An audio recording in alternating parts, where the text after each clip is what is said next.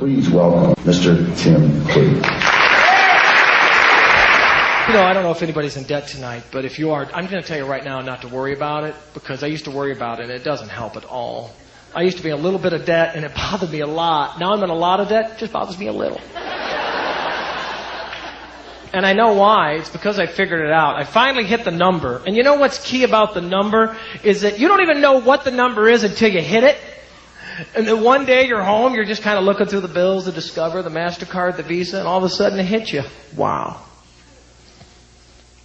I can never pay this off.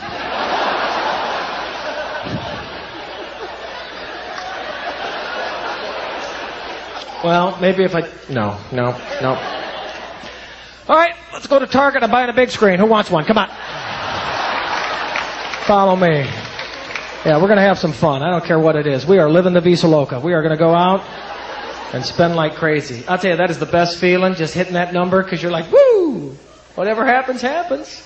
I'm like, I don't care. What are you going to do, sue me? Put it on the Visa.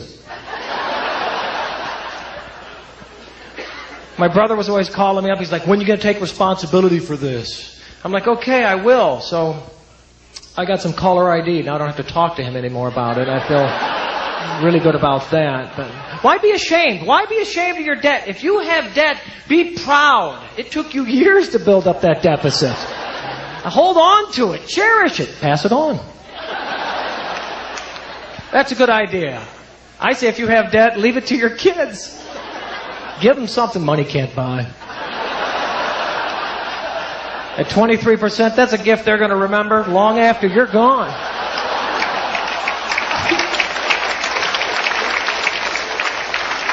Think about it. Think about it. How many times have you hear about large inheritances just ripping families apart? I say, leave them your debt, give them a little project, bring them together to work on.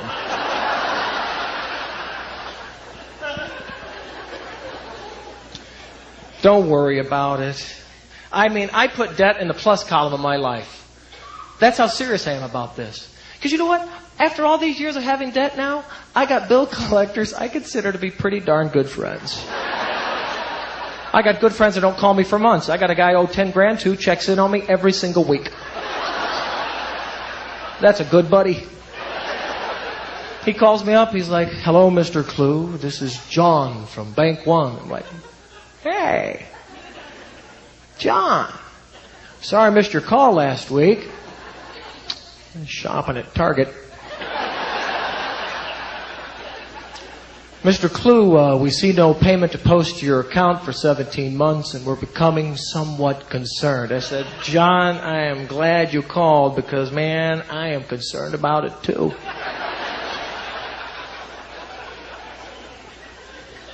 He says, well, Mr. CLUE, what would you suggest then that we should do about this? I said, John, I got to tell you, I'm stumped.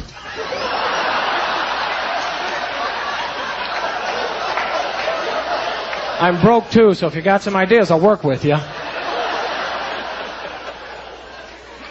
He says, well, Mr. CLUE, we're hoping you might want to pay just a little bit of this off. I said, John, how long have you and I known each other? I think you know that's just not going to happen. You got to think outside the box on this one a little, John. You know, whatever. How about we put it on your Visa because mine's maxed out. I like that guy. He can call anytime he wants. The other guy I don't care for. It's the other type of debt collector. It's the guy that seems to care just way too much.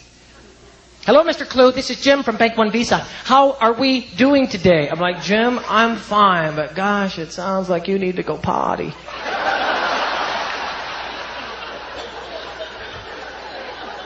Mr. CLUE, do you realize that you have a past due debt that, if not paid immediately, will have permanent and irreparable damage upon your credit rating? Are you aware of this? I'm like, Jim, I'm not only aware of it, I had a lot to do with it.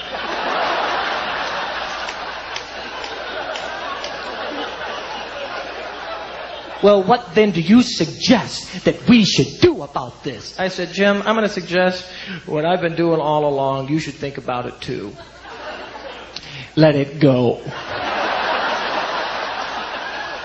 You got to forgive yourself and move on because it's not your fault. He says, Mr. CLUE, do you understand? Do you understand? Do you understand that your debt is not our responsibility? I said, Jim, let me tell you what I understand. I understand that like a year ago, I got a card in the mail that I never asked for in the first place.